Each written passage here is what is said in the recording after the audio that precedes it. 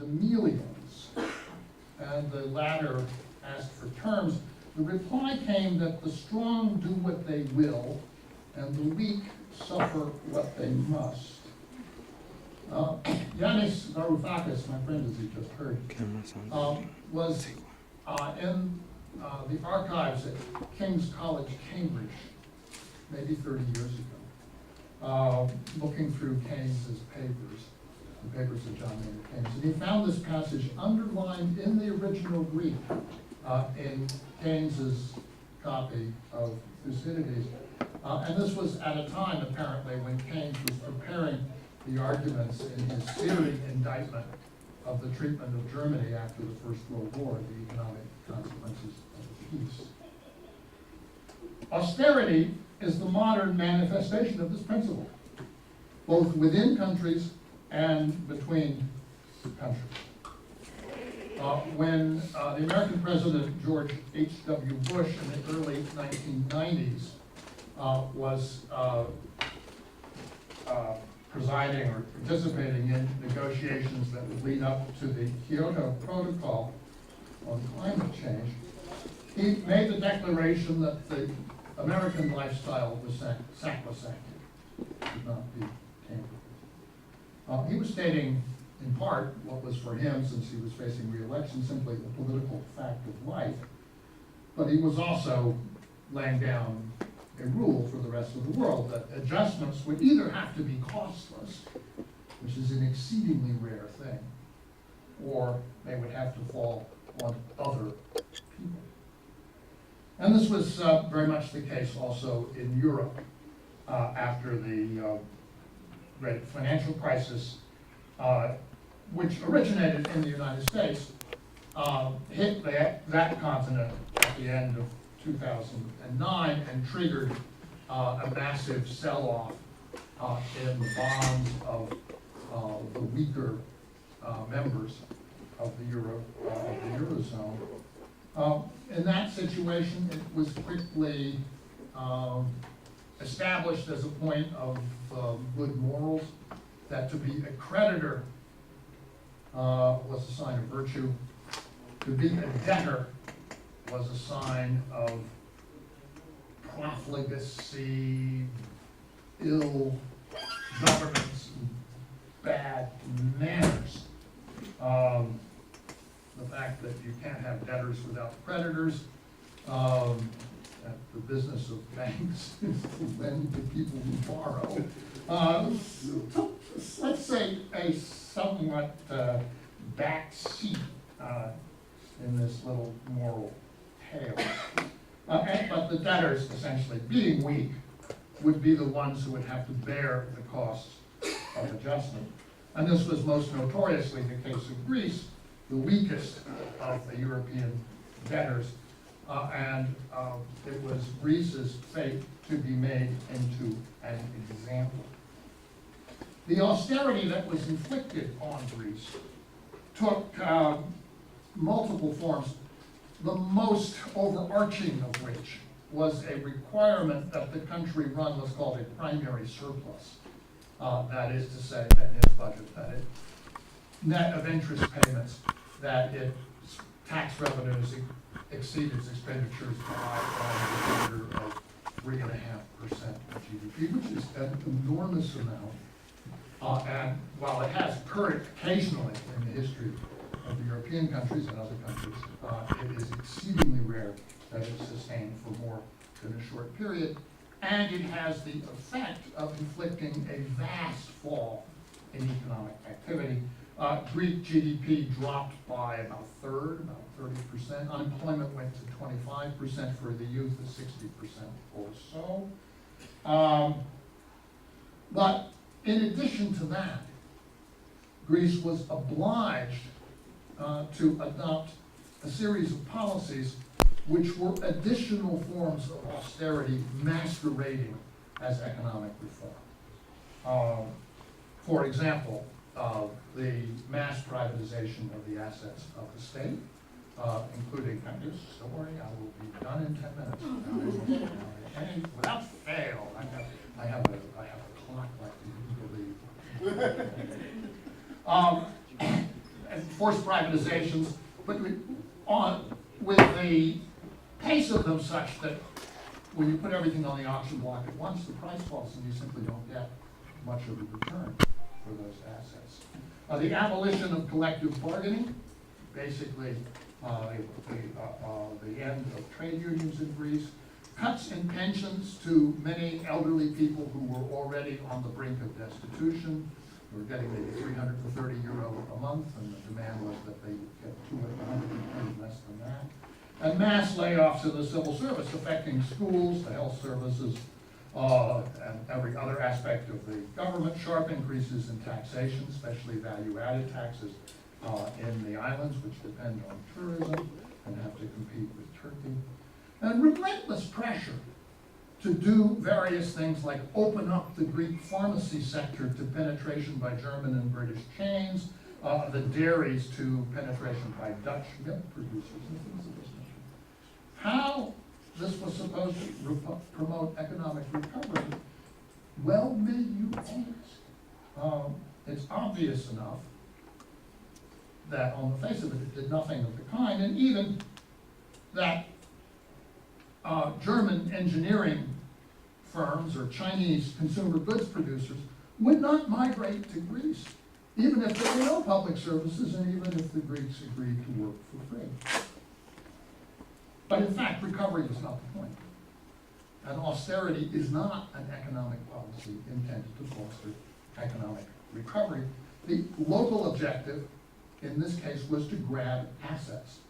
It was simply to transfer possessions that belonged previously to Greeks into the hands of their creditors, corporate, governmental, sponsored, favored forces of the creditor entities. And the larger objective, which had nothing to do with Greece at all, was to force other European countries to adopt the same policies, and particularly the Italians and the French. And that was something that the German finance minister said explicitly to the Greek finance minister in the course of the discussions.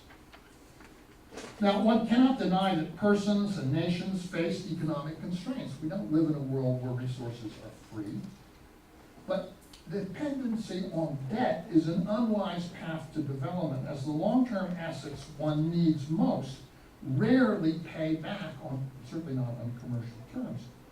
And given that commercial credit flows most readily to extractive industries where the payback's relatively rapid, or some experience of that over the history of South Africa, and that living standards are affected through this mainly raising and protecting the value of the currency for a certain time, a path of development through debt is littered with reversals, crisis, and austerity. There's something called New Developmentalism, the work of the former Brazilian finance minister Luis Carlos Prestes Pereira, important in this, but also the lived experience of countries that have developed successfully, notably China, but also earlier Korea, Japan, and the European countries after the war, is that it is better to avoid debt traps in the first place. And if you get into one, to escape via default, renegotiation, and even repudiation if the trap snaps shut.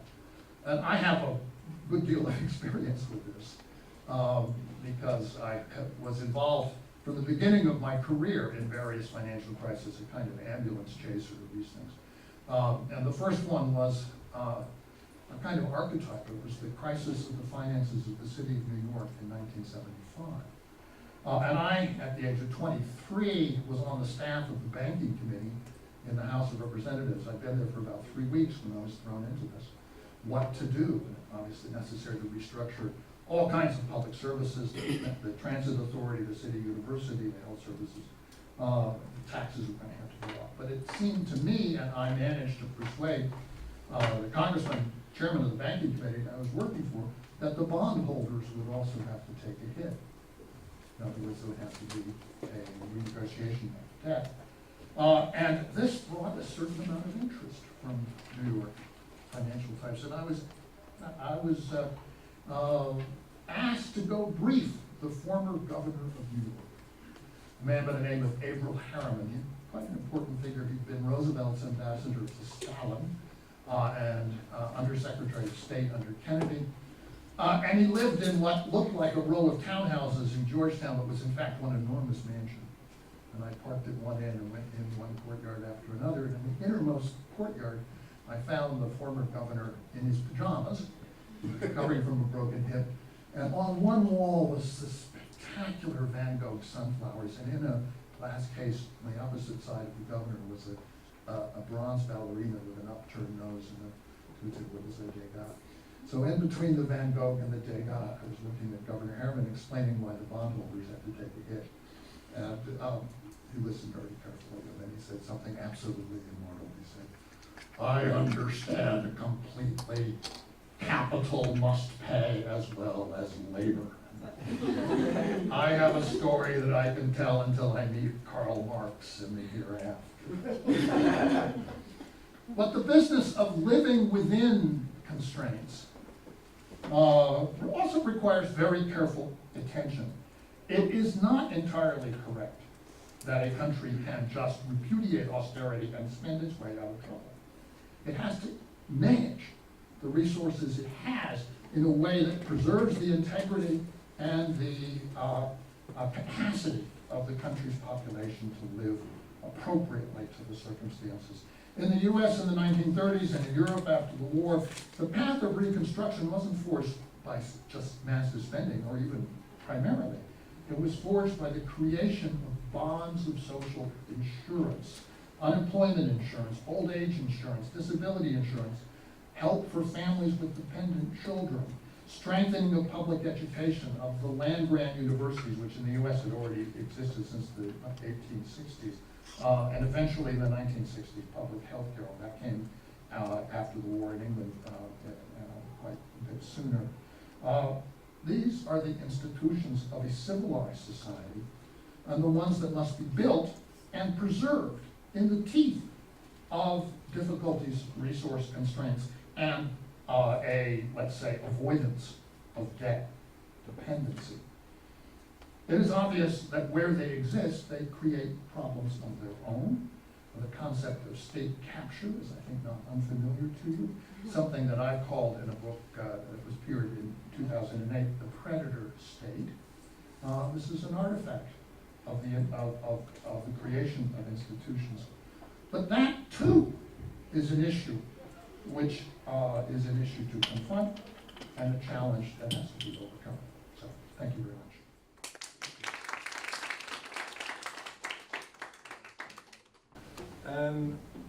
My name is Daniel McLaren. I'm coming from an organisation called Section 27, which is a public interest law centre which campaigns and necessarily litigates around healthcare and access to education rights. I'm going to talk about austerity as we're seeing it in South Africa in recent years, and put some numbers and figures behind that story. But before I do, I want to just let you know that in the spirit of the multidisciplinary and diverse backgrounds at this festival, hopefully you'll be pleased to know that I'm not an economist. My training is actually in human rights law, and what I do at Section 27 is apply constitutional and human rights principles, whether those are equity or redress, or in relation to healthcare and education rights, to an analysis of the economy and to the budget and how government is spending public money. And if anyone is interested in that emerging, maybe you can call it a discipline or just a praxis, there's a great book called Rethinking Economic Policy for Social Justice, which explores this question of how human rights principles and constitutional principles in our case can influence our thinking of the economy and the choices that we make as citizens and governments. And just one quote from that says that the human rights approach constitutes an alternative, evaluative and ethical framework for making and assessing economic policies and outcomes through the interaction of individual rights, collective rights and collective action. That, if you like, is or what I try to make my modus operandi. I'm going to talk in 4 stages. The first is to answer the question, are we living in an era of austerity, as this session's title would suggest? The second is to ask the question, is austerity a bad thing? The third is to try and deal with the question of whether austerity is necessary. And finally, what are the alternatives? Before I begin, I thought it would be worthwhile just clarifying what we're talking about when we mean austerity. Or a lot of what I'm going to say is reflected in the submission that Gilad mentioned at the start. We recently made to the UN committee, where we essentially in that submission explained that South Africa is experiencing a period of austerity, and we make some recommendations. And at some point we asked ourselves, well, what's our definition of austerity? We better put that in at the start. And it wasn't that easy to actually find an official definition. But if you turn to the Oxford English Dictionary, it gives you the following. It says it's difficult economic conditions created by government measures to reduce public expenditure. And I think we can think about austerity in some ways, but that's certainly the way that I'm going to think about it and tackle it in this presentation. And so on the question of are we living in an age of austerity, a key way of looking at that would be to ask, are we cutting government expenditures, and is this having a negative impact on the economy? And so that's what I'm going to, where I'm going to start. And you don't have to go very far, you don't have to do too much analysis to answer that question, because the Treasury explains itself at the outset of its 2018 budget review, which is a document handed down by the Minister of Finance during the budget speech, and sets out the government's budget plans and explains them. It explains that since 2012, successive budgets have reduced the rate of expenditure growth and raised taxes. Okay? And this can be shown in a number of ways, but I think one of the ways, and Siba's going to expand on this, one of the ways is to look at education expenditure. And this graph, I think, could be replicated across many, many different areas. And it shows that up until 2012-ish, we had very much rising expenditures on education. This is real education expenditure per learner. And this is, shows that in a period of about 10 years between 2002 and 2012, education expenditure more than doubled per learner. And since then has plateaued. And this, as I said, can be repeated across much of what's happening in the budget. But if we start looking at the budgets in a bit more detail since 2016, we can see that plateauing of increases, or that reduced rate of growth, started to change into cuts. And in some ways was masking cuts during that period, but certainly in 2016 turned into cuts. And in 2016-17, if we look at the non-interest expenditure growth, which is all of the expenditure except expenditure on debt, so that's the real expenditure in the economy on health, education, etc., etc. In real terms, that was cut by minus 1.4%. And this, while that was a cut, and while that has changed to a small increase in the subsequent years, up to 1.4% today, what we can see here is that this is still below population growth, which means that we are spending less money per person as government. And we can also see that GDP is slowing to a crawl once again. And this year, this 0.5% figure is kind of anyone's guess at the moment, since the latest GDP figures showed that we're in a recession. The economy contracted by minus 2.2% in the first quarter and by 0.7% in the second quarter. And so per capita GDP is also falling during this period, and looks like it's likely to in the future. Is that how long I've spoken for? How long I've been there? Okay, cool. So this expenditure growth, which is below population growth, so declining per capita expenditure growth, and the cuts that this is masking, we can see that in several areas. And just as an example, in healthcare, healthcare expenditure per uninsured person decreased this year, and that's public healthcare expenditure decreasing per uninsured person. And a large portion of those cuts were made to conditional grants for hospital infrastructure. And as a result, many hospitals are unable to pay service providers, and many upgrades and planned maintenance are not taking place in our hospitals. In relation to education expenditure, you saw the plateauing since around 2012, but in actual fact, Analysis by Education Research and Nick Spall shows that when you take into account the real inflation of teachers' wages and a large spike in enrollment rates in public ordinary schools, education expenditure per learner has actually decreased since 2010. And then if you look at housing and community services, which includes not just new building housing by government, but informal settlement upgrading, everything you can think of from street lights to water supply, that budget has also been cut in two of the last 3 years. However, despite these cuts, despite this belt tightening, debt has continued to increase. And as we saw in a couple of slides ago, GDP has continued to stall. So we're not seeing a recovery in GDP, and we're not seeing our debt decrease, even though the reduction in debt is the stated aim of austerity, although, as James suggested, there may be other aims.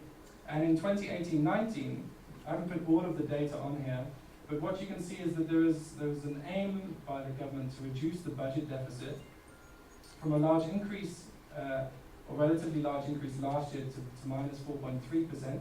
So that's the shortfall in what government is spending compared to the revenue that it's generating.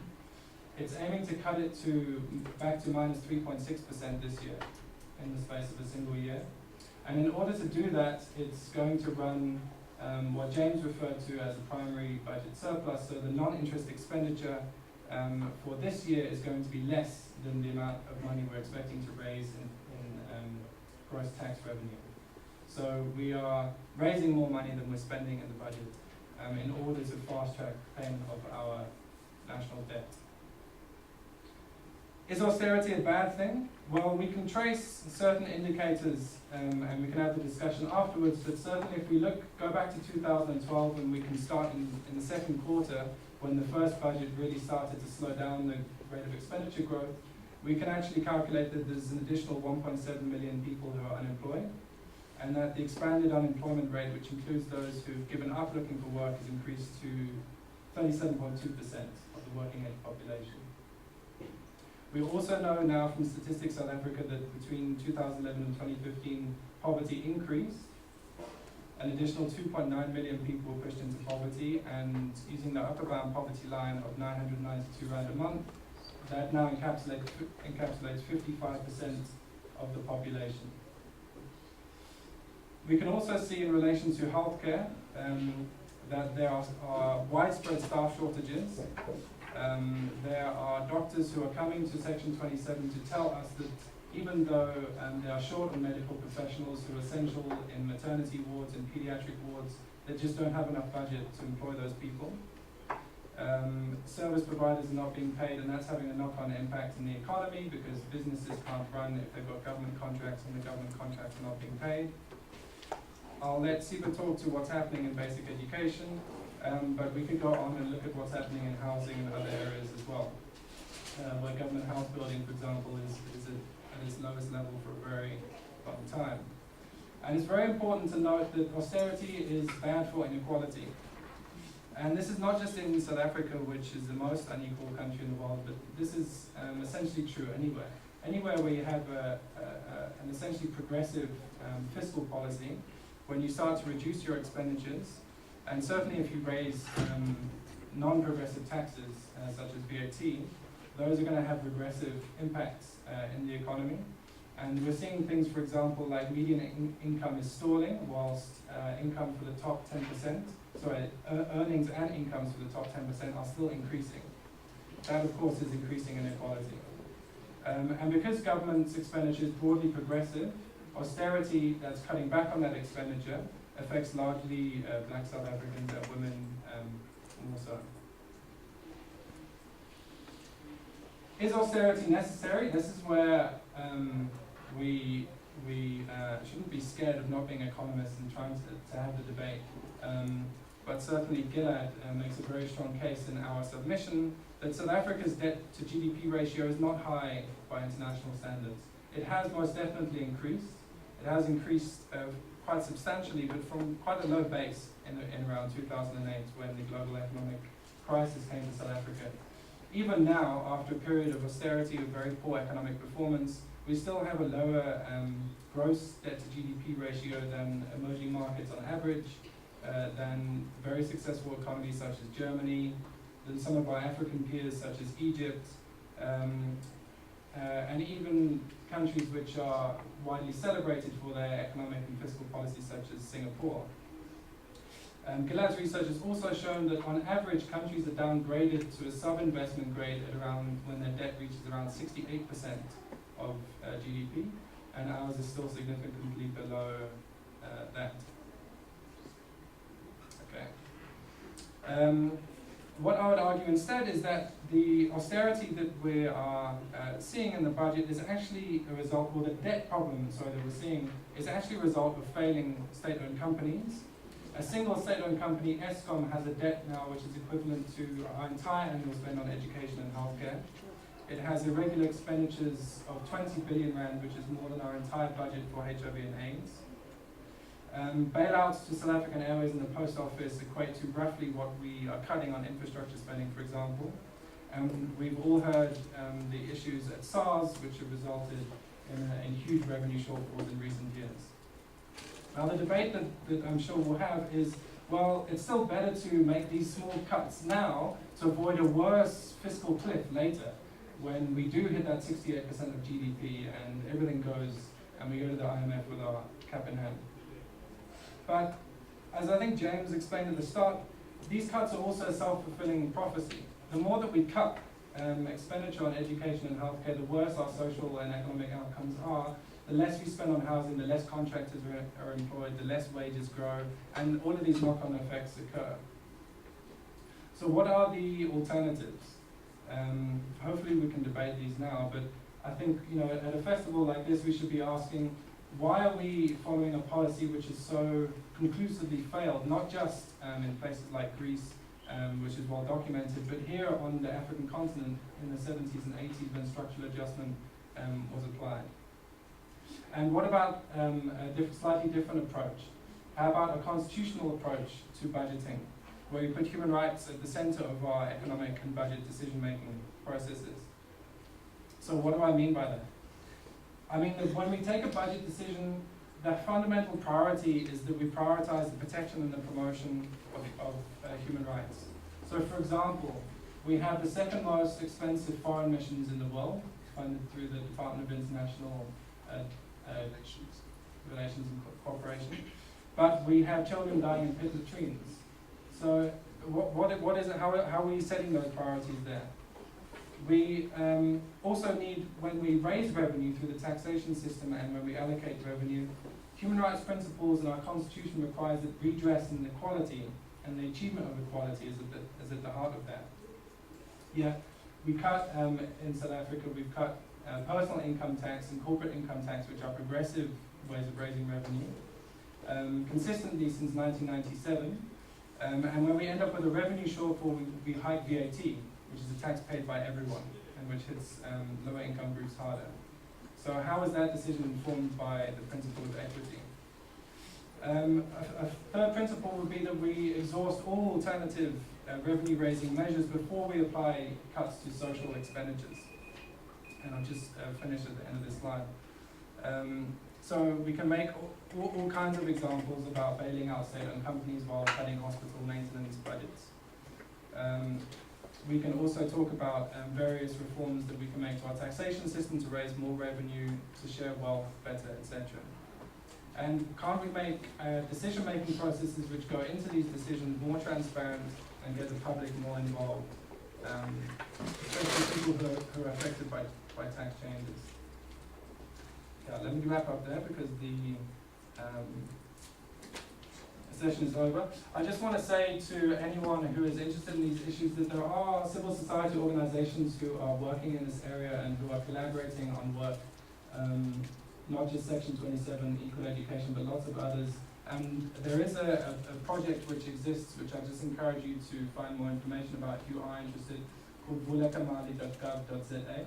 It's a partnership between government and civil society, which is trying to track that last, or deal with that last bullet point that I said about transparent decision making and public participation in budget processes. We've got an open coalition, and if anybody wants to talk to me about that afterwards, they can. Thank you, Chair. value, as you all heard, but as comrades in Rethinking Economics for African Investment called the CIBA. Much like Daniel, my training isn't in economics, well, kind of, but when I was still studying, people told me that no one takes you seriously as an economist unless you have a master's or something higher. So the fact that I have an undergrad in economics really doesn't count. And then I went on to do transitional justice, so I really branched out there. So just to end off the panel, I'm going to be looking at living in the age of austerity, but from a basic education perspective, but to talk a little bit about our organization. Equal Education is a membership-based social movement of learners, parents, and community members. And our core objective is to work to achieve quality and equality in the South African system. And we use research, policy analysis, and often litigate when necessary to bring this change about. The movement is driven primarily by our high school learners, which we call equalizers, and we currently organize in 5 provinces, as you can see. Now, just to start off the conversation with a bit of a legislative framework, the Constitution speaks about the right to basic education, and unlike higher education, basic education is immediately realizable. So the provision of this right is not subject to progressive realization or within available resources. We also have the South African Schools Act, which speaks to the uniform governance and funding of schools, and then the regulations relating to minimum norms and standards for school infrastructure, which is quite an important part, and I'll be explaining that why. So before 2013, South Africa didn't have a law which told us what a school needs to look like and what facilities it needs to have to make it, or for it to constitute a school. So EE members from 2011 were marching, petitioning, and even slept outside Parliament to try and get government to pass this law. In 2012, we then took the Minister of Basic Education, Angie Motshekga, to court to promulgate this law, and in 2013, the norms and standards were finally passed. Now, I must stress that the presentation is probably going to be very, well, not probably, but it is going to be focusing on infrastructure a lot, and that's not because we don't see a value and importance in other education sectors such as early childhood development and foundation phase, but it's also primarily because our membership base had identified school infrastructure as a serious barrier to them accessing their right to basic education. And because of that, and the way that our movement is set up, the experiences of the learner is what we take forward, and that's why it was escalated to the level that it has been. Now, since the law was passed in 2013, we've definitely seen an improvement in school infrastructure delivery. And the way that we measure this is through the National Education Infrastructure Management System, or what we call the NEWS report. This is annual data that's published by the Department of Basic Education. And as you can see, the number of schools without certain facilities has been decreasing. But it's also important to note that we found and taken serious issue with how the DBE has been reporting on these numbers. Often we found that they're inconsistent, and that there are a lot of contradictions, which then also calls into question the reliability of this information, because we don't have any other way to measure what's going on in the country. And like I said, we only organize in 5 provinces, and even then we don't cover all of the schools in South Africa. So as the only sort of big picture statistics on what's happening in school infrastructure, it is disappointing that this reporting is inconsistent. So now that we have this law and we can see what is happening with it, an important thing to then note is how are these functions carried out, and that makes us look and turn to the money. The sector is funded through National Treasury. There are departmental allocations, so National Department and the Provincial Department. Conditional grants are ring-fenced funds which are used for a specific target issue. So in education, we will have conditional grants for infrastructure, and the provincial departments are then funded through the equitable share, which is basically a formula that the National Treasury has that takes into different components that make up the province, and then calculates what each province will receive from that. And then additionally to that, the conditional grants that are paid to national department are then transferred to these provincial education departments. Now, while basic education is one of the largest categories of expenditure, receiving 16.5% of the budget over the MTIF period, MTIF just referring to the 3-year rolling budgeting period that National Treasury uses, we're still not spending enough to meet the country's need. And this I relate specifically to the major infrastructure backlogs that we still have that need increased allocation from National Treasury, but also need proper planning from our provincial education departments to make sure that the delivery of infrastructure is in line with the regulation, the norms and standards that I spoke about. And in promulgating this law, the department has set up different deadlines for itself for when it would reach, or when it would fix our schools rather. And the DB has already missed its first deadline, which was in 2016, and is potentially on its way to missing the second deadline, which was in 2020. This is just a slide to give you an example of what the sanitation backlogs look like at the moment. And this information comes from one of the most recent presentations that was delivered by the DBE. So as Daniel McLaren was mentioning, children in this country die, and it's not even that weird or an isolated case, from falling into pavilions and suffocating from feces. This was the case earlier this year in the Eastern Cape when Lungam Ketwa, who was a 5-year-old, died in a latrine in her school. When this happened, the president prompted the Minister of Basic Education to conduct an extensive audit of what the sanitation looks like in this country, and also a costing exercise to it. So the findings, as you can see, the yellow bar shows pit latrines, and this shows schools that only have pit latrines as the only form of sanitation, which technically, according to the norms and standards, is not a recognized form of sanitation. So essentially, there is no sanitation in those schools.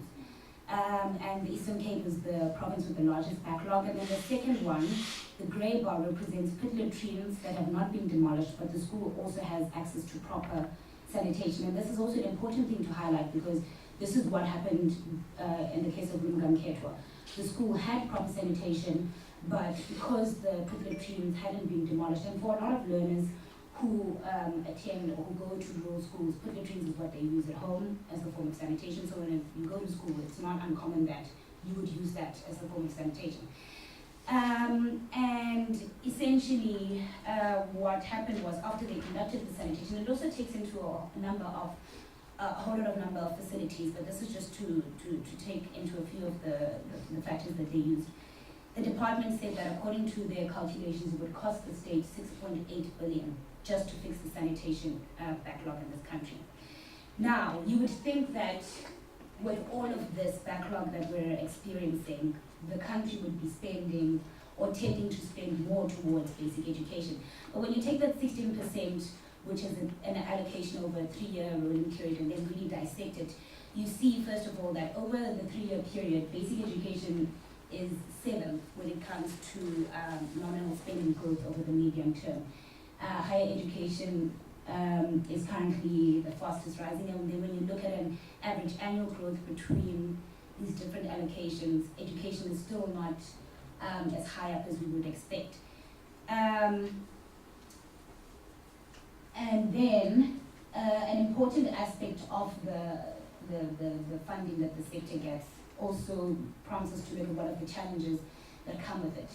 The first one is something that I've already alluded to, and that's that the sector is underfunded. So current basic education budgets can't meet or address the backlogs, and in relation to MTBPS, which is the medium-term budget policy statement, our allocations have actually been revised downwards. Education should be spending 27 billion. Well, according to last year's MTBPS, we should be spending about 27 billion on education, and this is just a national department level. But we're spending 22 billion, which is what, according to the same document, we should have been spending 2 years ago. Secondly, the next challenge is then underspending. So where funds are allocated, they are not receiving or not being utilized in the correct manner. Austerity is a program which was supposed to be a 3-year short period high impact program to address the infrastructure backlogs that we have in this country. It was started in 2011 and today is 2018, and what we're seeing is that while there has been progress, there essentially not met at least one of the targets that they've set for themselves for 2014, mind you. And so after taking all of this into consideration, what does living in the age of austerity really mean then for basic education? Firstly, it's the downward revisions for the overall education allocations. It's also the reduction in provincial allocations. The infrastructure grants, which we were talking about earlier, have been reduced by a total of about 7 billion, which ironically is the same 7 billion that could help us fix our sanitation crisis.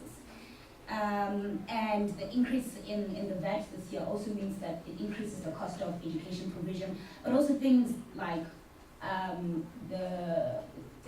school fees, which then speaks to the increase in, or the widening of the access gap, because in this country, access to quality education is linked to whether or not you can afford it. Implications of these austerity measures then relate to, first of all, while there's been a prioritization to fund fee-free higher education, and this is a contentious issue for me because I was at school when Roads Must Fall and Fees Must Fall was happening, or I was at varsity when that was happening. But honestly speaking, when we're prioritizing fee-free higher education, the progress in International Reading and Literacy Study, which was released recently, shows that 78% of our grade 3 learners cannot read for meaning.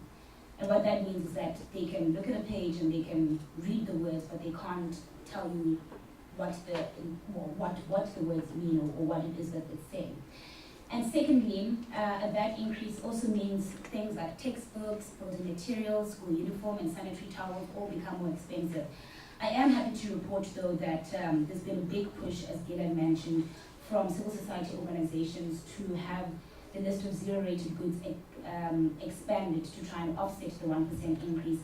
And the independent panel recently released its recommendations and said that school uniform and sanitary towels have been, or would have recommended that they be also added on the list of goods that have been zero-rated. Then when you look at the infrastructure grant reductions, that means delays in school infrastructure rollout, which is already slow by the department's own targets. And on top of it, rural provinces will suffer even more because the baseline reductions that we've seen in the grants and equitable share means it makes it that much harder to account or to provide educational services, because rural provinces face challenges that are different to urban provinces. And then it just brings it back to who then really pays the price of austerity. The reality is budget reductions trickle down, and someone at the end of the day who is at the receiving end of basic services has to pay for it. And we must account for the fact that learner experiences are different. So as I've already mentioned, there's a difference in the urban and rural teaching and learning experience, and a lot of the work that we do at Equal Education focuses on some of the challenges that the rural learners have to go through. And also the current narrative in education, or generally really, is not people-centered. So if in 2018 organizations like Equal Education still need to campaign for the provision of a basic service, which by law should have been provided already, such as a building structure, when are we really going to get to the point where we talk about what's happening to the people who are in those structures? Where our design planning and our budgeting accounts for those kind of nuances. And also our budget also doesn't give a gendered aspect, so that's an extra layer of reporting that needs to be accounted for. In terms of the work that we've been doing in the Eastern Cape schools, learners, we had conducted a schools visit in 2016 and unfortunately returned back to the same schools to find that children are using holes in the ground as toilets.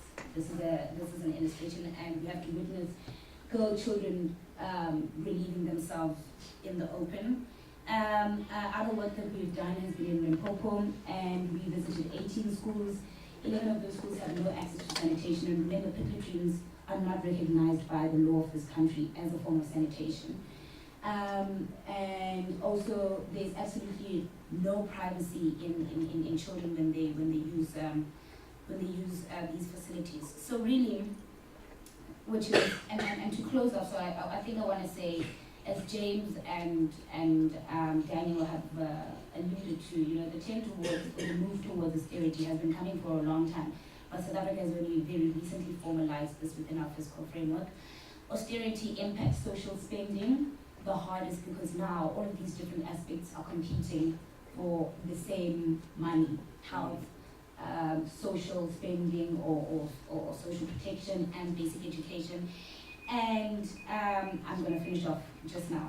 And really what I think is also lacking in our research is that we need to start applying more of a gendered sort of lens to it, because the truth of the matter is austerity or living at the age of austerity in basic education probably affects the girl rural child the most. And that is not currently being captured in any of the research that we're doing. And we need to start budgeting for where we want to see ourselves and to see our country growing to. At the moment, our budget says we want to afford every single child in this country the opportunity to get to higher education.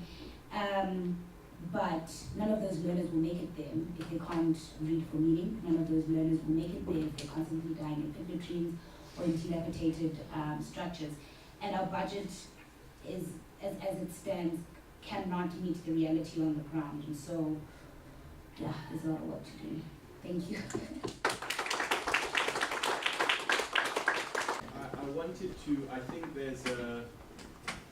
maybe there's a tension between what was said in the latter two presentations about South Africa and what it was said in the first presentation about Greece. Because the sense I get of Professor Galbraith's presentation is that austerity is a bad thing, but you must avoid going into austerity by not fueling your development with debt, by accumulating debt. And if you do fuel your development by accumulating debt, you do face the possibility of finding yourself in a debt trap, which leads to a fundamental retrogression in the delivery of socioeconomic rights. On the one hand. Then on the other hand, I mean, if you look at spending if you look at the way government has responded since the turn in the commodity cycle in 2011 in South Africa, which is really where South African growth started to decline.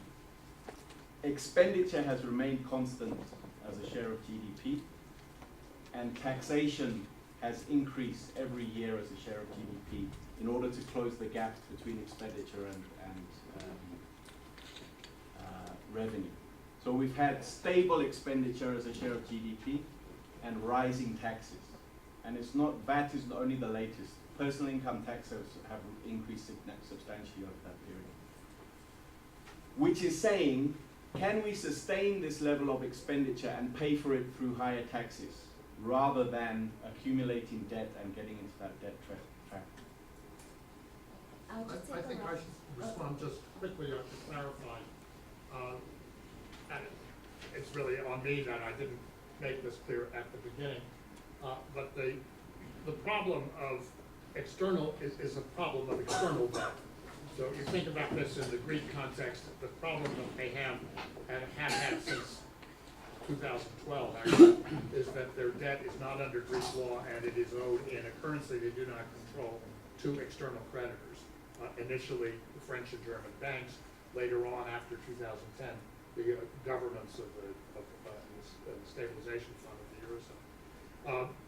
In the context of a country like the United States, there's a debt to GDP ratio, which is what came up in your discussion, but it's not. It doesn't have the same meaning in terms of being a constraint on public sector activity, because it's a sovereign country issuing a debt in its own currency. It cannot default on that debt, and it is normal and proper for governments to run deficits and to have a public debt in internal terms. What the situation with respect to the South African government and public debt is, I don't know, and that's something perhaps you can tell me. Who holds it? In what currency is it issued? To what extent is it? But you won't get into a debt trap if your currency, if your debt is issued in your own currency and held by your own citizens. It becomes a matter of an internal It's mostly still sovereign, I believe, Michael, around 80% sovereign. Yeah. Yeah. So only about 10% of our debt is held in foreign currency. Yeah. But it's not correct to say that we shouldn't worry at all, because of the domestically issued debt, we've had capital inflows fueling the bond market and the stock exchange. So a lot of the rand about 40 to 50% of the rand denominated debt is held by foreigners. So it would be wrong to totally ignore the possibility. I agree with you that, Yeah, no, that's okay. you know, but we are verging to, you see, you can have a fiscal expansion which forces you into a monetary contraction because you have a sudden capital market shock. And that is something that we should certainly avoid. So, look, the point I was going to make is that South Africa has been trying to avoid, the point about the debt trajectory, it's not the level of debt that has been important in South Africa, it's that since 2008 our debt has risen from about 20% of GDP towards 60% of GDP, and that trajectory shows no sign of slowing down. And if anything is increasing, and government's policy has been to not reduce debt, but slow the growth of debt in order to avoid a capital market event. So, in conclusion, shouldn't we be alive to this issue of not fueling our development through debt? And then secondly, just a small question for Professor Galbraith. Shouldn't the Greeks just have left the Eurozone? So can I just take a round of questions, please, in the interest of time? Go ahead, let's get some more questions. Yeah. I can remember that one and come back to it. Yeah, there's a couple of comments and a question. The one thing is, I'm sure Professor Galbraith, when you were talking about, you know, the whole topic living in an age of austerity, I go back to the 1970s and 80s with the introduction of structural adjustment programs, which were, Sub-Saharan Africa has been living in an age of austerity for the last 40 years. And what's happened to Greece was happening, you know, in Zimbabwe in the late 1980s and so forth and so on. So I think it's important to have that historical perspective, particularly with it, because it seems to me that now austerity is coming to the West. It's coming to the developed world, finally, because of the contradictions of the capitalist system. But the South has been suffering from austerity almost ever since. Well, you can go back to the colonial days. But that's just one point. But the fundamental question I wanted to do is, nobody touched on this, which is the implication of the presentations is that the more social spending, the larger budgets, the less austerity we have. But in South Africa, that isn't the lesson of the last 10 years. That it counts just as much, not how much we spend, but how we spend it. And who is managing that expenditure. So let's take the example of Eskom. You've talked about how Eskom's debt is now equivalent and in more than the allocation for many social services, right? Now, if Eskom had been managed and that debt had been managed properly and everything else, we could have redirected that expenditure to social expenditure. So the amount of wastage and the amount of corruption and the amount of capturing that goes on, isn't that not just as important as the quantity of expenditure? So we can increase the budget on social expenditure by 50%. That doesn't mean it's going to be delivered. It doesn't mean you're going to have full sanitation in schools and other kinds of things. So can you address this issue about how we begin? Because that's a lesson in our country, surely. One of the lessons amongst many is it's not just a technocratic problem of numbers. It's a question of the quality of your public service, the integrity of your public service as well. Okay, yeah. So I was in Zimbabwe last week, or was it last week, but one I don't quite remember. Yes, last week. And we're sitting on a fire at a funeral. And at this funeral, somebody happened to ask, how best can we manage the Zimbabwean economy? How best can we come out of the troubles that we're facing? And then somebody suddenly said, well, we need to consider debt to GDP ratios. We need to consider all of this technical stuff that we are talking about right now. And that person ended up talking to themselves. I mean to himself. I raise this issue particularly because once we talk about austerity and debt, the challenge that we get into is that we start speaking technocratic language that speaks only to the kind of state that was inherited in South Africa's case, democracy, in Zimbabwe's case, at independence.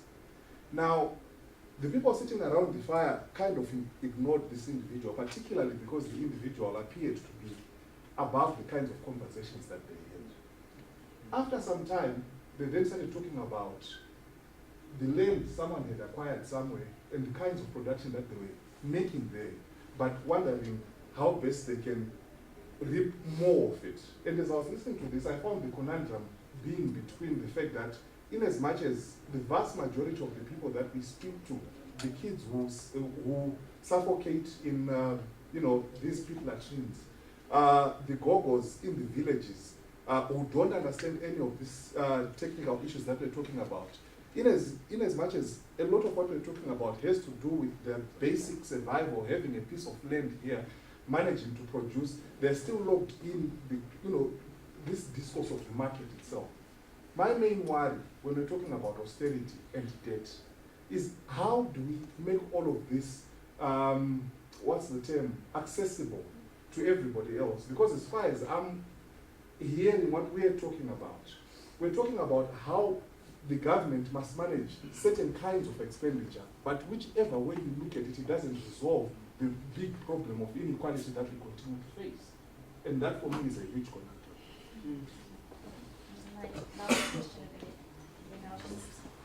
Thank you very much. I'd like to just say that, in South Africa we suffer from neoliberal denialism. Gay is not neoliberal, and there's all these people who come and tell you about all this, even the state capture report, right? It paints a certain picture. And I'm saying this for Professor Galbraith because I agree with this previous speaker that we need to make these things accessible, but there are complex ideas that need to be addressed academically, which is a deepening process, right? And that's why we're here to rethink economics. And then there's a broadening process. Things must be as simple as they need to be, but no simpler, right? Otherwise it's daft, right? And in this country we overproduced anti-apartheid activists that are neoliberal apologists, right? But self-denying neoliberal apologists, right? So, Prof, I would just like you to clarify the financial position, because here in this country, even in Parliament, they think there's a pool of money, and then someone vacuumed it up and it's empty, right? They don't have the understanding. And this university in particular is a big apologist for the Reserve Bank false understanding of money, right? There's no pool of money there. It's legal tender that is written off by taxes, right? There's no pool of money. And so we need to put on the agenda, and I want to put it on the Rethinking Economics agenda. It's the at the intersection of law and economics, right? That we must put monetary sovereignty on the agenda. You can not only have a capital strike or a capital shock, you can have an imperial attack like is happening on Iran and Turkey. If you guys don't behave and follow Moody's and all of that, credit rating agencies are going to force the budget, and then you get apologists coming to meetings like this. Right? This is about rethinking. We are not there. We don't want to go there. It's not interesting. Gay is neoliberal. So monetary sovereignty on the agenda. Can we just stay clear out? Country that issues its own currency, as a research question, that issues its own currency and has most of its debt in a foreign currency, has no limit to the amount of currency it can issue, except when it has full resources. Let's just get the basics right. Whether you're Marxist or whatever, it's an empirical observation. So I'd like you to speak to that point. Number two, do you believe Varoufakis' point when he went to Lagarde in his book, he says, you know what, I went to Lagarde and Lagarde admitted to me that this won't work, but we've invested too much politically into it.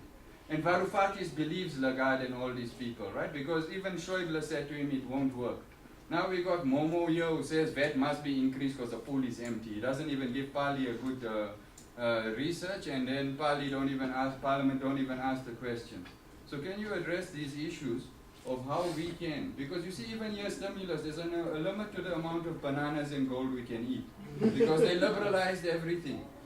So we got a real problem, but we need to get to basics, and we don't want to hash the, is gay neoliberal, is government neoliberal. Please, that is not interesting.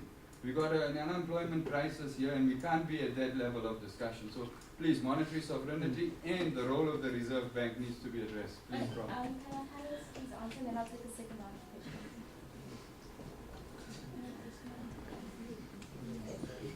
You want me to come back on that? Okay. let me begin with your question, comment, which I think gets very much to the heart of the matter. And I think it's implicit in what I was saying earlier, that a successful strategy is what has to have a strong element of national autonomy if you don't have a stabilizing international framework, which of course hasn't existed since the early 1970s. The question of how you achieve that, I think, has to be taken up quite carefully, and perhaps in view of the experience of a handful of countries that have achieved it in a developmental context, of which perhaps the most important example is China. And there are a number of aspects of the Chinese experience that are relevant. I served as an advisor to the government of China in the early 1990s. And one thing that struck me as very important was that the Chinese system had, as a result of the revolution, a revenue base that was rooted in the state control of land. So that from a fundamental standpoint, the fixed assets could be made to yield.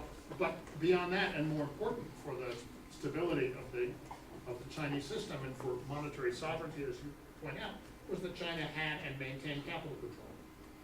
And in 1995, there was discussion of whether it should be relaxed, and I organized a conference at Huairu outside of Beijing, which succeeded, I believe, played a role anyway, in persuading the Chinese leadership to maintain capital controls, which is why China didn't experience the Asian crisis in 1997, and played an important role in, even though the controls are much looser now than they were then, in maintaining the stability of the Chinese position.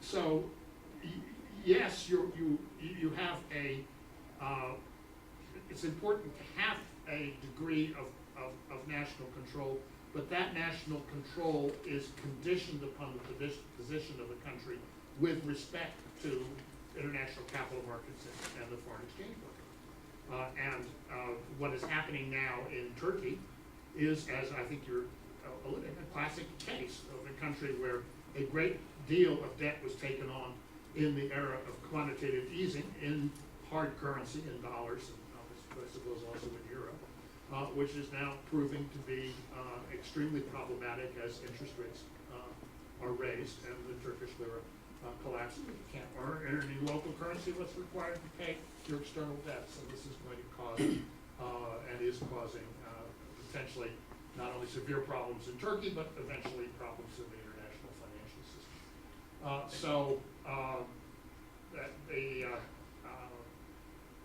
I'm with you, but it is worth bearing in mind that the problem is more complicated for a developing country and for a country that is not a country that produces a reserve currency than it is for a country like the United States, which has been acting and getting away with the essential lack of international financial constraints.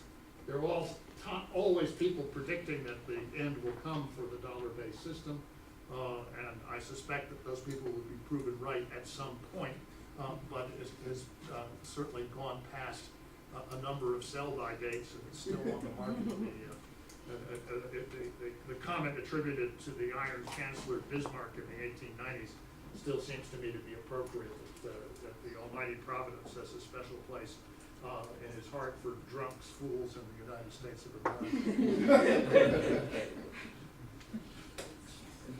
I'm sorry, I wanted to get back to your question on the euro. Should Greece have left the euro?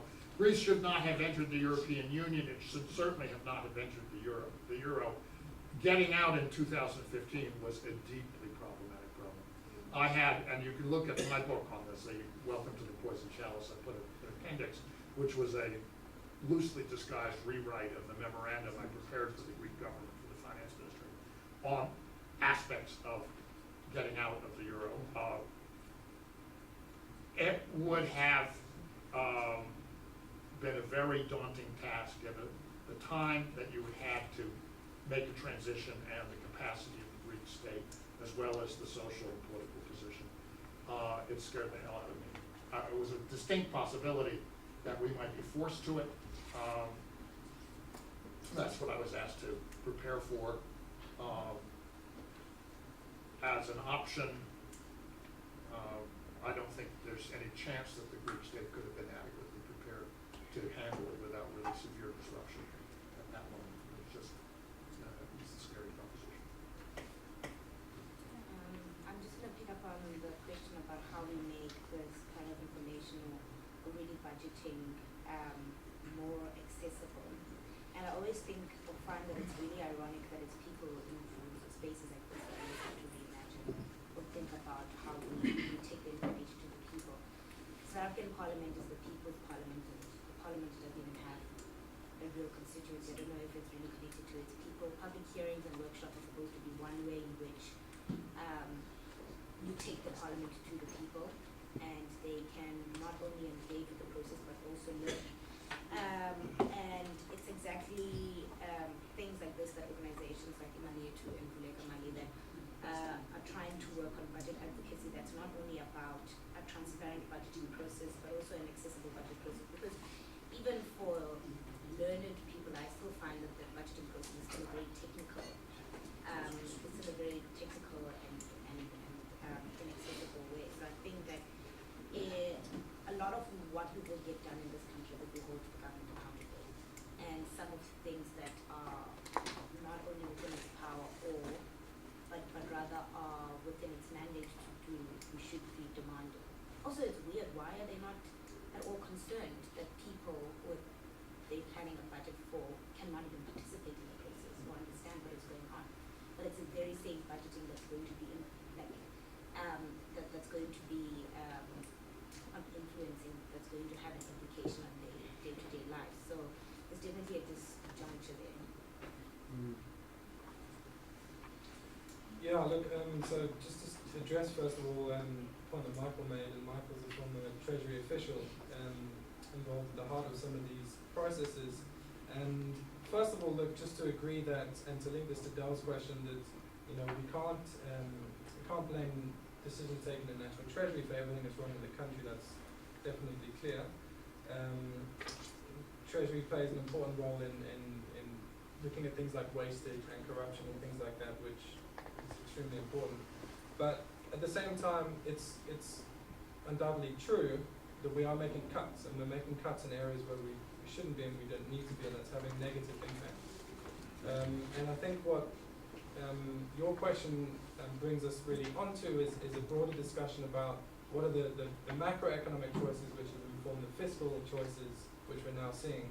And so, when you talk about, for example, we've maintained expenditure as a percentage of GDP, we've increased personal income tax in the last couple of years. If we actually go back a little bit further, before 2008, before 2011, when the economy started to dry up, we were reducing corporate income tax and reducing personal income tax. If you look at the real rates of personal income tax, they went from around 44% to around 31% in about 15 years.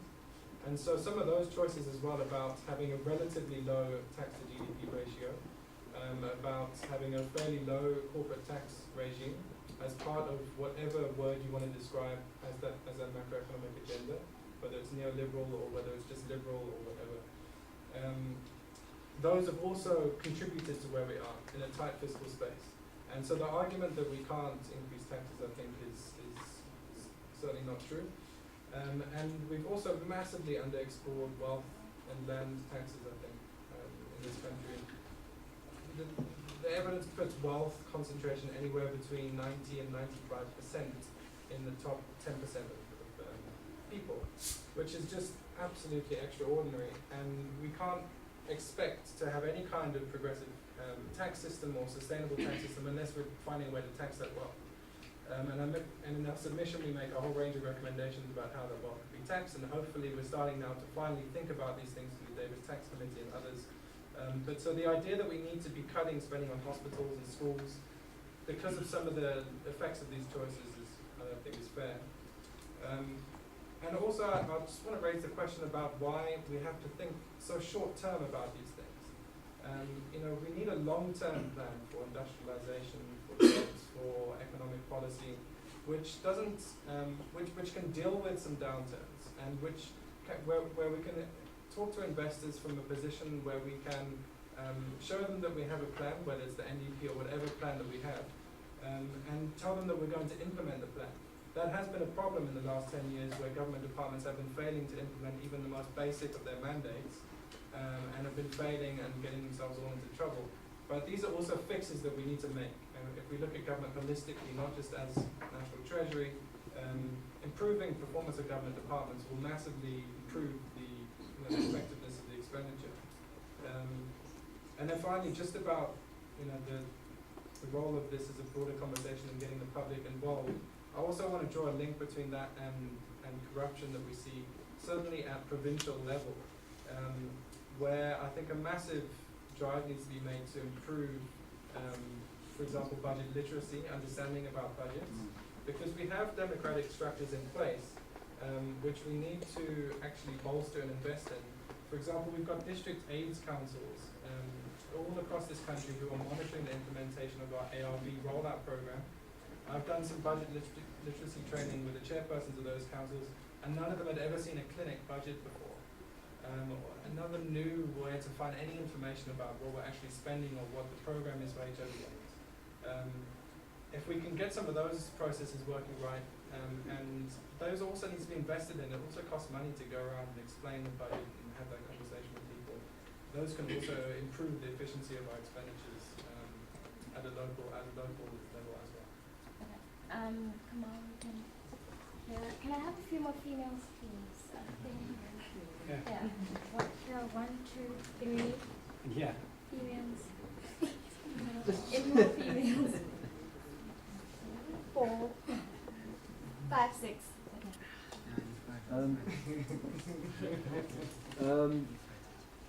So recently, with this whole debate around tax and VAT, the debate is basically saying we need to fund our development as a country, and that what you guys have been saying is that it's either through tax or through foreign direct investment, right? And the argument against foreign direct investment is that it reduces our sovereignty.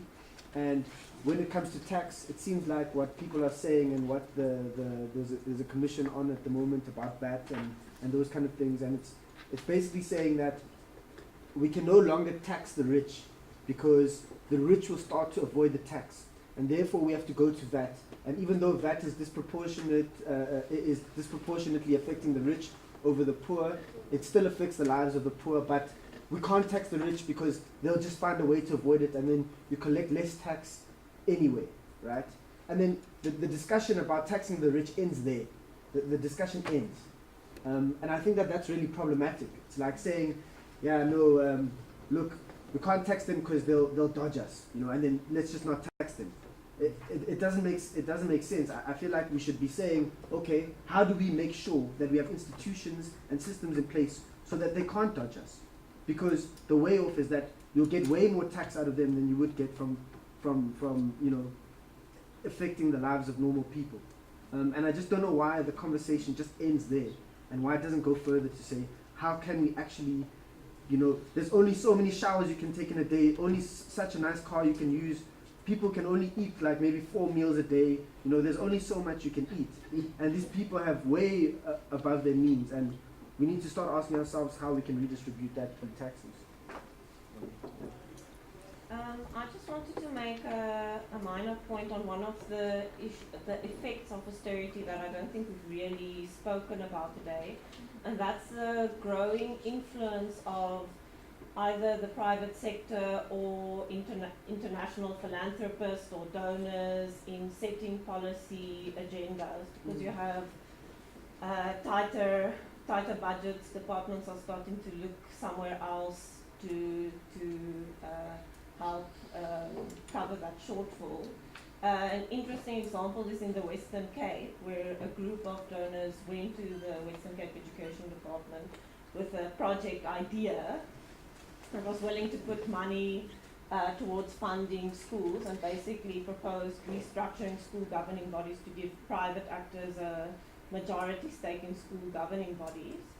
And the Western Cape Education Department went ahead drafting legislation, making quite major changes to the Western Cape Education Act that contradicts the South African Schools Act, in response to this proposal by donors. Now, I'm sure there are obviously examples of positive legislative changes and more negative legislative changes, but just to say that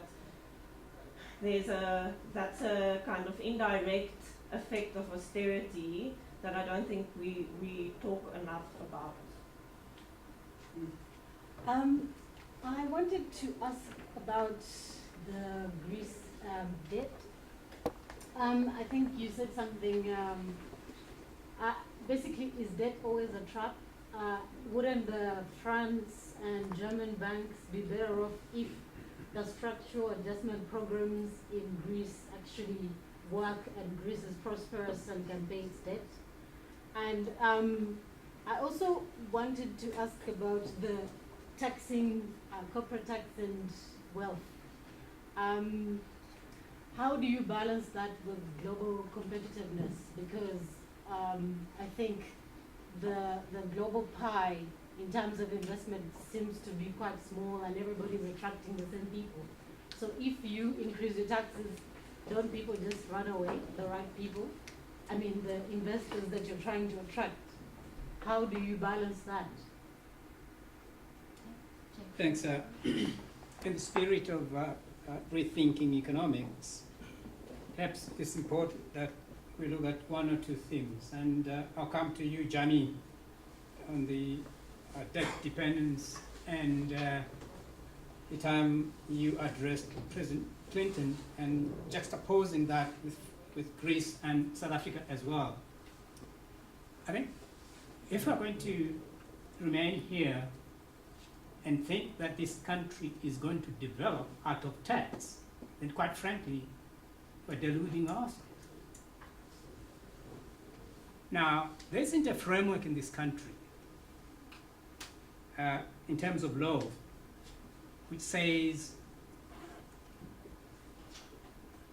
South Africa should actually develop via debt. We have a reserve bank in this country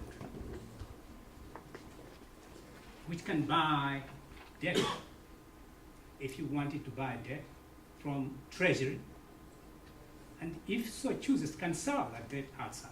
So that money for whatever reconstruction program necessary for the country can directly come from the Reserve Bank to the Treasury. And that has been the role of reserve banks right across, ever since they were formed to today. So I think in the spirit of rethinking economics, that's important. So that we're not dependent on debt that is owned by non-citizens. Debt owned by the Reserve Bank can be there permanent. The US has got debt that's been there for hundreds of years, since the independence from the UK. So we have to, I think, begin to think slightly differently than just getting bogged down with tax, revenue. After all, tax revenue is not there to be used for these purposes at all. Tax is for something else. Now, Jamie, you went to the White House a while back. A long time since I was. Absolutely. And a few of your colleagues, about 250 of them, joining you in the room, joining the president in the room, and you said, well, surpluses are bad, all right?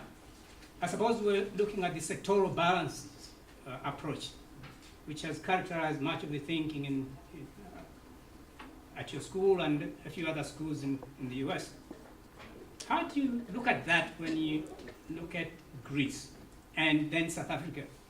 Can you give us a sense, given your understanding of sectoral balances, but also that we know that taxes are not there for spending, in the manner we look at it in here?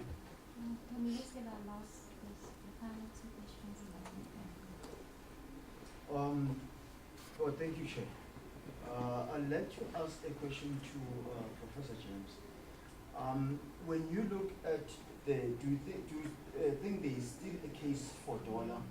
And if you think there is, up to when? And because, sorry, can you say that again? I'd like to find out if do you think there is a case for a dollar as a currency, as a global currency?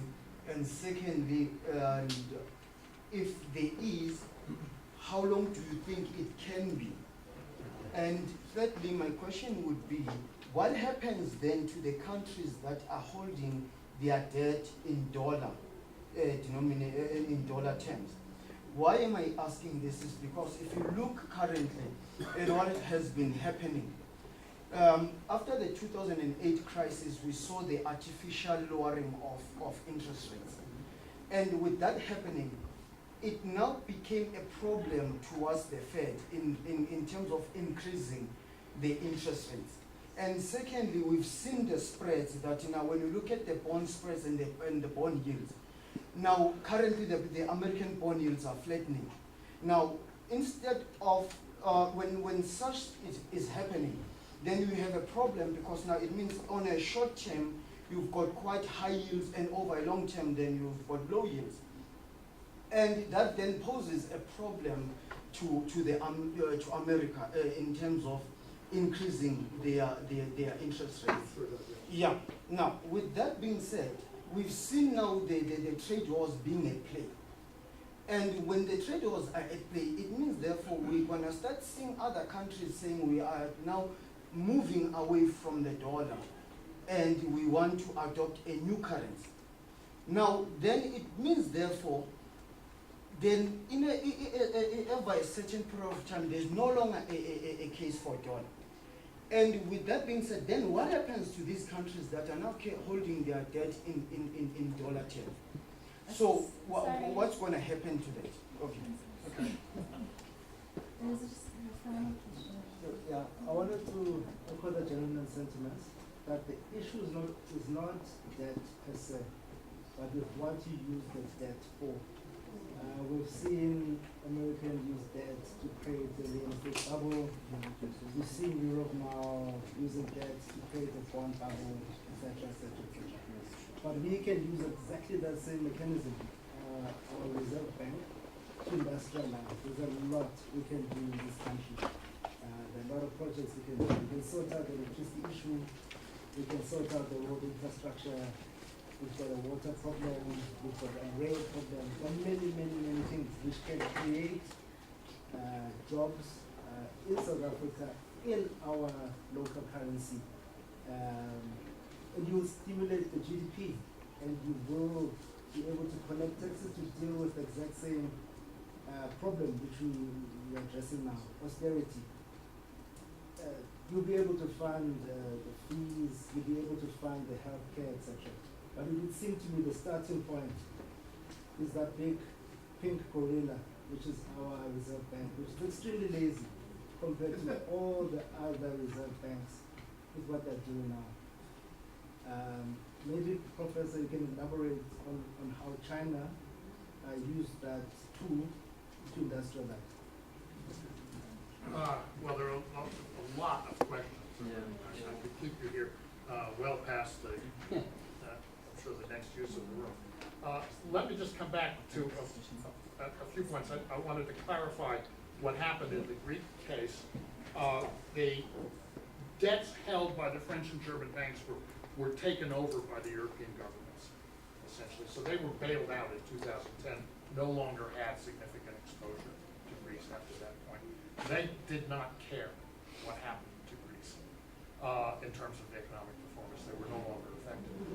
The governments in question might have cared, but their principal problem was not to admit that the debts they had just imposed, given to their taxpayers, were that they had given them a raw deal.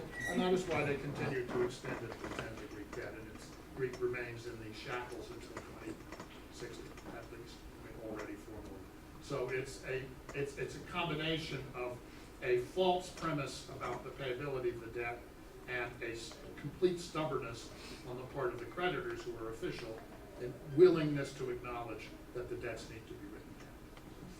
That's the stalemate in the case. On the question of tax structure, a little parable, I live in Texas, the state constitution prohibits a property tax at the state level. Now, why is that? Well, because the state constitution was written by guess who? Property owners. It's not difficult. We have property taxes at the local level, so cities can tax themselves, homeowners to pay for the schools, but the great rural landowners are not part of the cities, so this is very good for them. The implication I would suggest is that a sensible policy here is to get a registry of who owns the land, an appraisal of its market value, and to apply, I mean, Henry George, this land taxation is a very sensible way to get rational usage of the land and to tax an asset which is not mobile. Now, it's true, if you're going to tax the financial wealth of the people who live in the northern suburbs, you're not going to find it because it will be someplace else. Every European country that has Luxembourg or Switzerland in the vicinity knows this problem. But land is another matter. Land doesn't work. It stays within your borders, so you can send a bill. That's a political question.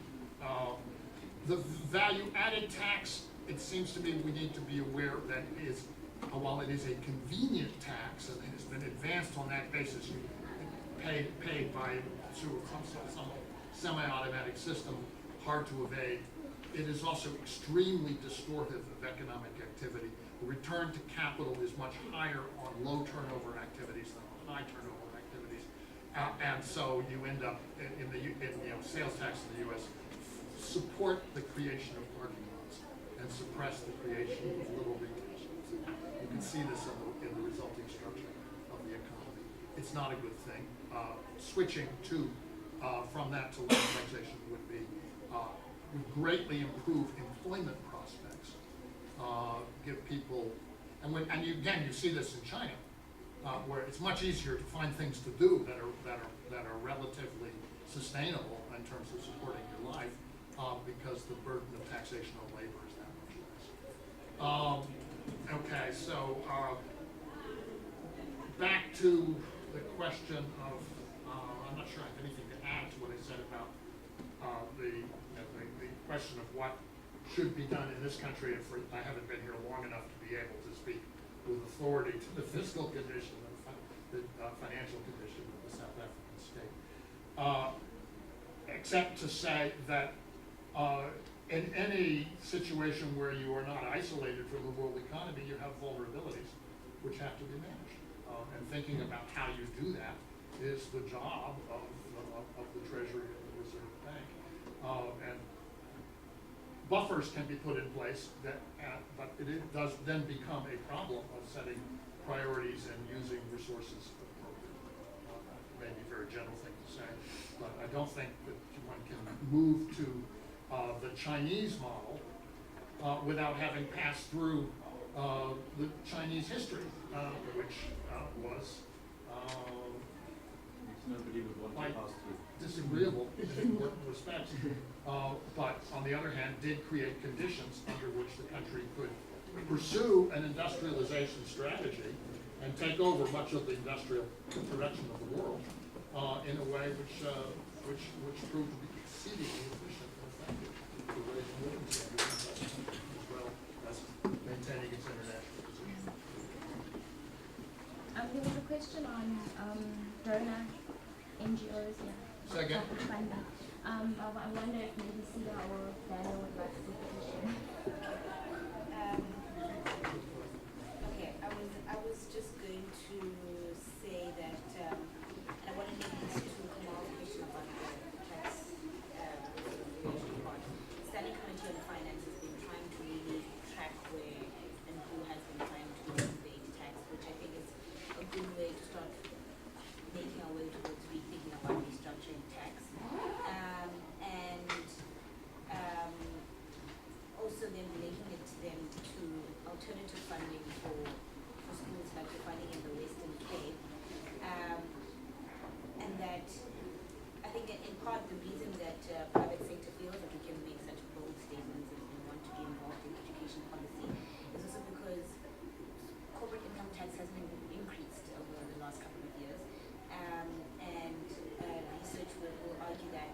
below what our peer averages are. So corporate South Africa is not going to get involved if there isn't returns for the investment. And one way to make sure that they are also participating in the economy would be to increase corporate income tax, which was also an argument that was made to try and stop that increase.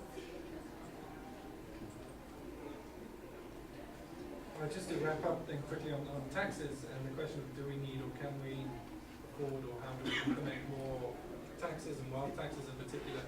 I mean, I think the current situation shows that when you have 90% of wealth in about 10% of hands, you really cannot afford not to tax wealth. It has to be part of the bargain. And just to give you an example, you know, in the UK in the 1940s and 50s, they built a national health service. We want to do a similar thing here today. In the 1940s and 50s in the UK, the rich were taxed at 80 or 90% of their income. Wealth was taxed.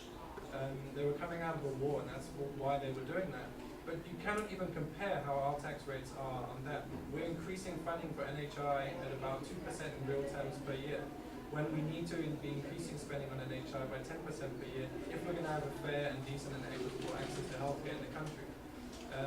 And some of the examples that we can think of, you know, we can have an annual wealth tax. This is something which is being explored all over the world, a fixed rate tax on total wealth. We can have a tax on land which is unused and unoccupied, and on buildings which is unused and unoccupied. We can have taxes on second homes, on third homes. There's a whole range of things we can do. Of course, implementing new taxes is very, it's necessary to have trust. And it's not so easy to implement them when you have 4 finance ministers in a year and a half, including one weekend special. You know, you need to reassure people that their money is going to a decent place, otherwise you will have problems actually collecting the tax. So that's just what I want to finish by saying. There's a lot more room, and it's very necessary, and if we don't explore that, the different options, we're going to continue facing the same issue. Just to add just on that, just to remind that the UK maintained capital controls into the 1970s, and there were not that many places where wealthy Britain could go. They went to Switzerland and a few other places, but not many. So one has to bear in mind that I think taxing financial wealth in this context is much harder. Taxing land, on the other hand, taxing land value gives you a very strong reason to use the particularly urban land much more effectively.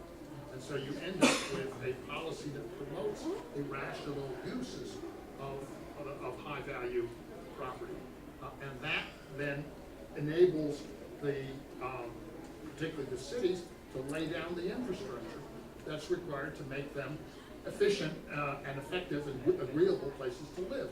And this is, in some sense, very much what you see in China.